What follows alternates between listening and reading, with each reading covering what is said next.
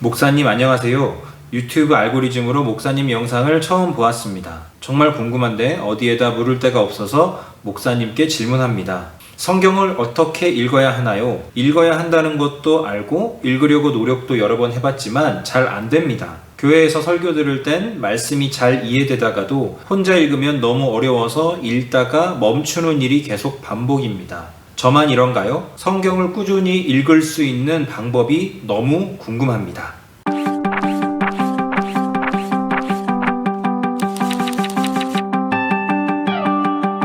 안녕하세요. 신앙맛집 박민수 목사입니다.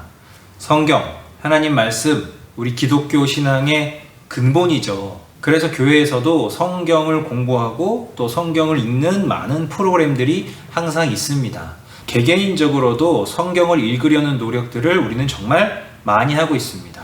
정상적으로 교회 생활을 하고 있다면 성경을 잘 읽어야 한다는 것이 중요하다는 것은 거의 다 알고 있는 사실입니다. 교회에서 예배 드릴 때 설교 말씀을 들으면서 성경을 이해하고 이런 건 어렵지 않고요. 또 교회에서 성경 공부나 성경을 가르쳐 주는 일들이 있으면은 그런 것들은 어렵지 않아요. 문제는 뭐냐면 우리가 개인적으로 성경을 읽을 때 그게 생각보다 잘 되지 않는다는 겁니다. 지금 이분의 질문에서 저는 참 재미있었던 게 저만 이런가요? 라는 건데 아닙니다. 대부분의 많은 사람이 성경을 읽는 일을 굉장히 힘들어합니다. 이런 경험 있으신 분들 꽤 있을 거예요. 새해가 되면은 그래 내가 이제 올해는 꼭 성경을 1년에 1독 해보자 라고 다짐을 했다가 1년이 지난 후에 송구영신 예배를 드릴 때 한 해를 돌아보면서 회개 기도할 때 꼭 그 내용이 있어요. 아 주님 제가 올해 1년 동안 1년 1독을 못해서 너무 죄송합니다. 다가오는 새해에는 꼭 내가 1년 1독을 하겠습니다. 이런 다짐 우리 많이 하고 또 무너지고 그리고 또 다짐하고 이런 일들이 많이 발생하잖아요. 이렇게 우리가 개인적으로 성경을 읽자고 다짐하지만 매번 실패하게 되는 이유에 대한 저의 생각 3가지를 함께 나누어 보겠습니다. 성경 번역본을 먼저 잘 고르십시오. 우리가 교회에서 보는 성경책은 대부분의 교회가 개역개정본 성경을 보고 있어요. 한국교회의 표준 성경이 거의 개역개정으로 통일되어 있거든요. 그런데 여러분 편견을 한번 깨보세요. 한글 성경에는 여러 가지 번역본이 있습니다. 개역 한글판, 개역 개정판, 쉬운 성경, 현대인의 성경, 표준 새번역, 새번역 성경 등등등 굉장히 번역본이 많아요. 교회에서 사용하는 예배용 공식 성경과 내가 개인적으로 성경 읽기를 하는데 필요한 성경 번역본이 꼭 똑같을 필요가 있습니까? 우리가 교회에서 공식적으로 사용하는 개역 개정판 성경이 오랫동안 신앙생활을 하면서 성경을 좀 읽어봤거나 이게 성경 내용이 기본적으로 익숙한 사람이 아니면은 조금 어려워요. 물론 개역 개정판이 개역 한글판의 어려움들, 옛날 말들을 쉽게 바꿔서 개역 개정이라는 것을 우리가 알고 있는데 사실은 그래도 조금 어렵습니다. 그런 어려움이 있기 때문에 다른 조금 읽기 쉬운 한글 번역본 성경들이 나온 흐름도 있거든요. 그런데 우리가 좀 편견이 있는 거예요. 교회에서 개역개정 성경을 보니 이것만 맞다. 그러니까 다른 성경 보면 안 된다. 무의식 중에 이런 생각이 있는데 완벽한 한글 성경은 없습니다. 아니요, 더 자세히 말해서 완벽한 번역 성경은 없습니다. 하나님 말씀에는 오류가 없어요. 그러나 번역을 하게 된다면 얘기가 다른 거죠. 예를 들어 볼까요? 누리끼리 하단 말이 영어로 어떻게 됩니까? 어렵잖아요. 마찬가지예요. 성경이 쓰여진 원어대로 볼 수 있는 수준이 아닌 이상 우리가 번역본을 볼 때에는 다 도토리 키재기라는 것을 인정하셔야 돼요. 내 수준이 개역개정 성경을 읽기가 굉장히 어려운 수준이면 그걸 빨리 인정하시고 내가 읽기에 조금 더 수월한 번역본 성경을 따로 한 권 사서 혼자 읽으시는 게 훨씬 좋습니다. 성경을 읽으면서 지나치게 의미 파악을 하면서 보지 마세요. 제가 느끼기에 한국교회 성도들은 다 설교자의 눈으로 성경을 읽는 것 같아요. 오늘 내가 읽은 말씀 몇 장 해놓고 쭉쭉쭉 보면서 이게 무슨 의미일까? 그 모르면 또 기도해요. 하나님 여기서 무슨 의미가 나에게 있는지 알려주세요. 이렇게 보지 말라는 거예요.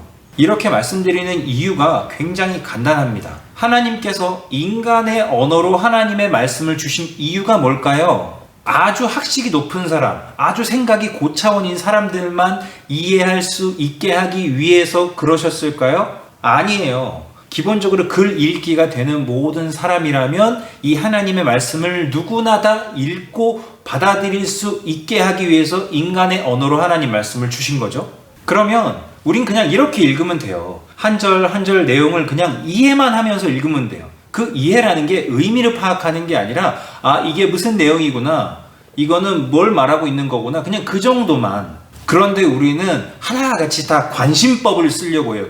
궁의 그분 관심법 있잖아요. 그걸 쓰려고 그래요. 그래서 이 구절에는 무슨 의미가 숨겨져 있나 하고 읽으려고 하는데 그렇게 읽으실 필요 없습니다. 하나님의 말씀은 하나님이 실제로 우리에게 말씀하시는 편지예요. 친한 사람이 나한테 편지를 썼는데 그 편지를 한 절 한 절 분석하면서 이 단어는 무슨 뜻일까? 여기 무슨 뜻이 숨겨져 있을까? 여러분 그렇게 보십니까? 아니잖아요. 그냥 쭉쭉쭉 읽어 내려가잖아요. 그러면서 나에게 편지를 쓴 그 사람의 마음을 차분하게 느끼는 거잖아요. 성경도 하나님께서 우리에게 주신 편지이기 때문에 편안한 마음으로 눈에 불을 켜고 이 숨겨진 뜻이 뭘까 그렇게 찾지 마시고, 그거는 목사님들, 전도사님들이 다 하실 일이니까 여러분들이 개인적으로 성경을 읽으실 때는 그냥 편안하게 읽으면 됩니다.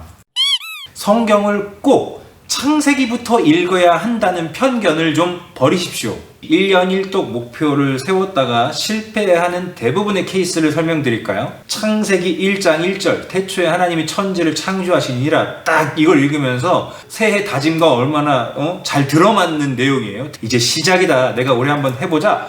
창세기는 좀 재밌죠. 출애굽기까지도 좀 재밌어요. 다이나믹하잖아요. 이 레위기 가면 이제 법조항이 쭉쭉쭉 나오면서 이제 여기서 정체기가 와요. 그러다가 이제 민수기 넘어가서 이제 광야에서 방황하는 이스라엘 백성들이 막 나오죠. 같이 방황하는 거예요. 내 성경 읽기도 거기서 같이 방황하는 거예요. 내가 지금 뭘 읽고 있는 거지? 어디로 가고 있는 거지? 여기는 의미도 잘 모르겠고, 그러면서 거기서 멈추는 경우 굉장히 많고요. 만약에 이 광야 방황의 이 어려운 시기를 지났다, 통과했다, 그럼 그 다음 어려움이 어디냐? 열왕기상, 열왕기하예요. 남유다의 왕, 북이스라엘의 왕이 막 나오는데 이제부터 너무 헷갈린 거예요. 그러니까 여기서 멈추는 분들 굉장히 많아요. 여러분, 성경은 하나님께서 기획하셔서 우리에게 편집해서 주신 하나님의 말씀입니다. 그렇기 때문에 창세기부터 요한계시록까지의 이 순서는 굉장히 중요하고요. 이 순서대로 읽어 나가는 것이 맞아요. 그런데 우리 수준을 좀 생각하자고요. 내 수준이 지금 그 전체 맥락을 보기가 좀 어려워요. 그러면 성경 읽기를 시작할 때는 지금 내가 읽으면 괜찮은 책을 골라서 먼저 읽는 게 좋습니다. 하나님이 자기 백성을 실제적으로 어떻게 구원하시는지 그 이야기가 궁금하세요? 그러면 출애굽기부터 읽으세요. 나는 지금 교회에서 교리 교육을 받고 있는데 성경의 교리가 잘 정리되어 있는 게 좀 보고 싶다. 그럼 로마서부터 보세요.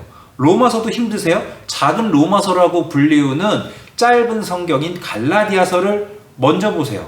나는 그리스도인으로서 이 땅에서 지혜롭게 어떻게 살아가야 되는지 실제적인 것을 조금 빨리 알고 싶다. 그러면 잠언을 먼저 보세요. 크리스찬의 남녀 간의 사랑이 어떠하면 좋을까? 그러면은 여러분 아가서를 먼저 보세요. 예수님이 이 땅에 오셔서 실제로 어떻게 하셨는지가 궁금해. 그러면 신약의 복음서들부터 보세요. 보고 싶은 것만 보라는 게 아니고요. 지금 자기가 성경을 읽을 수 있는 수준을 생각해서 내가 조금 더 재미있게 읽을 수 있는 성경부터 먼저 읽으면서 성경과 친숙해진 다음에 창세기부터 요한계시록까지의 순서대로 성경을 보시라는 거예요.